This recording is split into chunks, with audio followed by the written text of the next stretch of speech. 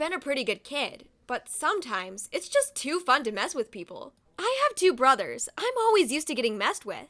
Pranks in our house are constant, and so that has just become a part of me. Some people think that pranks are funny, mostly my friends. Others, not so much. My ex-boyfriend now, didn't.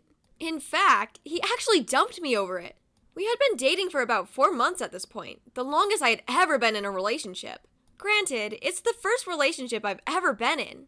We were having a lot of fun in the very beginning. We went on dates, hung out during lunch, and spent as much time together as possible. It was amazing.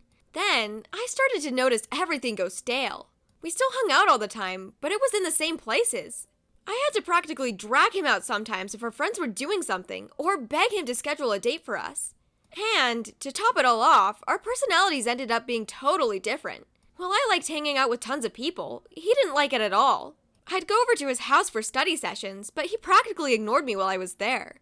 We had totally different ideas of a perfect life. I was very keen on the idea of going on all sorts of adventures, but he really didn't want to leave and travel, or anything like that. He actually told me he wanted to be an accountant.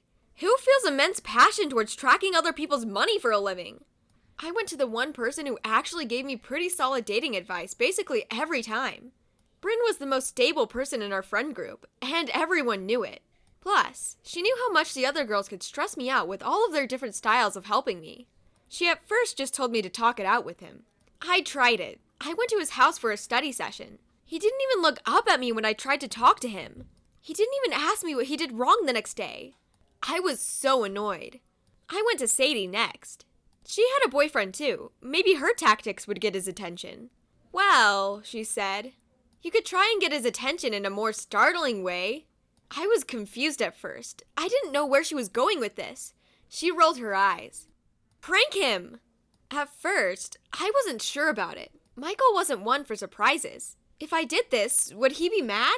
But I figured that could be the worst thing that could happen. He'd get mad, we'd argue, I'd tell him how I feel, we'd move on, things get better.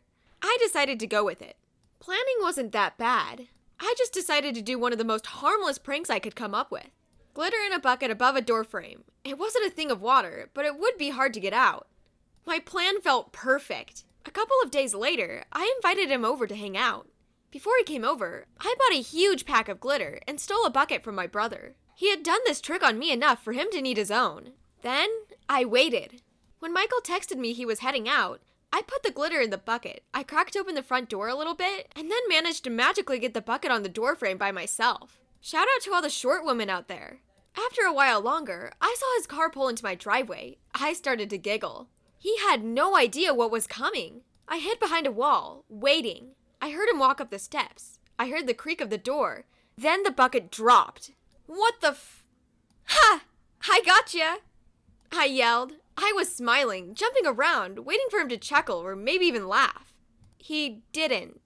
I stopped and looked at him. He was mad. He was really mad. Next thing I know, we're fighting. He's telling me how I need to stop being a kid, how I'm so immature. I'm telling him that he's just boring, that he really doesn't care all that much. My family was in the house, but they were avoiding the argument as much as they could.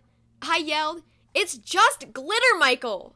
He responded, "Gosh, I can't do this with you anymore." I was shocked. I was silent.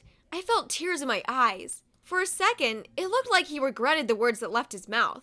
I shook my head. "Just get out," I told him. He hung his head and left. I was a mess for a while after that. I called all my friends, and they sat with me as I cried my eyes out over it. There was a lot of ice cream, a lot of sleepless nights, and of course, a lot of crying. I wouldn't make eye contact with him at school. He tried to talk to me a couple times, but I ignored him, and over time, I started to notice myself feel better. My friends and my mom all really helped me get back on my feet.